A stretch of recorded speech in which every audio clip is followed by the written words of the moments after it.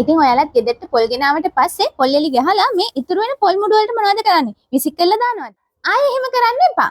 මම අද ඔයාලට කියලා දෙන්න හදන්නේ මේ පොල් මුඩු භාවිතා කරලා හදාගන්න පුළුවන් වටින දෙයක් ගැන.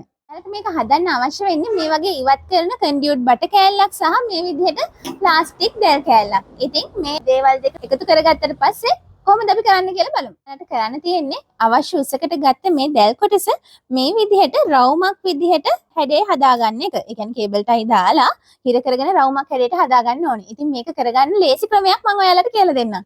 මේ විදිහට ඔයාලට අවශ්‍ය වට ප්‍රමාණය සහිත බෝතලයක් අරගෙන මේ බෝතලේ තියලා අපිට පුළුවන් අපිට අවශ්‍ය විදිහට මේ රවුම හදාගන්න.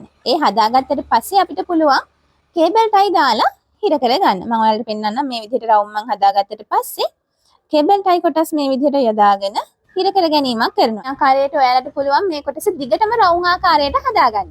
ඉතින් ඔයාලට පේන්නේ මම මේ විදිහට බටයක් විදිහට කේබල් ටයි දාලා හිර කරගෙන මේ බෝතලේ ප්‍රමාණයට තමයි මම මේ කොටස හදාගෙන තියෙන්නේ. ඉතින් මේ බලන්න හරිම ලේසියෙන් බෝතලයක් පාවිච්චි කරලා අපිට අවශ්‍ය විදිහට මේ කොටස හදාගන්න පුළුවන්. ඔයාලට හිතෙනවා ඇති මේ කොටසට මොකටද කන්ඩියුට් පටයක් කියලා. ඉතින් මේ හදාගන්න ආධාරකය ශක්තිමත් කරගන්න තමයි මැදින් මේ විදිහට කන්ඩියුට් පටයක් යොදාගන්නේ. කරන්න හදන්නේ මේ විදිහට කන්ඩියුට් බටේ මැද හිටින විදිහට මේ පොල් මුඩු අරගෙන ඇතුළට පුරව ගන්න.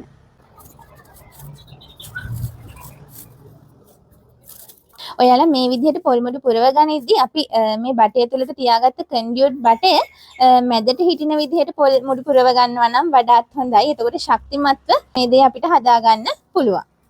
ඉතින් ඔයාලට පේනවා ඇති මේ හදාගත්ත කොටසට පොල් මුඩු මේ විදිහට පුරවගෙන අවසන්. ඉතින් පොල් මුඩු පුරව ගනිද්දී පොඩි කෑලි වලට කඩලා පුරව ගද්දී මේ වැඩේ කරගන්න තවත් පහසුයි.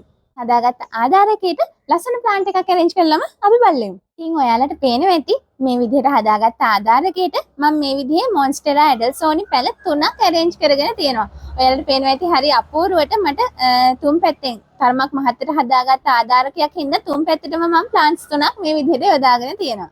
ඉතින් ඔයාලා ළඟත් තියෙන ප්ලාන්ට්ස් වර්ග මේ වගේ දේවල් කරලා ඔයාලට හරි අපූර්වට ලස්සනට හදාගන්න පුළුවන්. මම හිතනවා ඔයාලත් මේ වගේ දේවල් වලට උත්සාහ කරලා බලයි කියලා. ඉතින් තවත් මේ වගේම වැදගත් වීඩියෝ එකකින් ඉදිරියේදී ඔයාලව හමු වෙන්නම්. ඉතින් අදට ගිහින් එන්නම්. බයි බයි.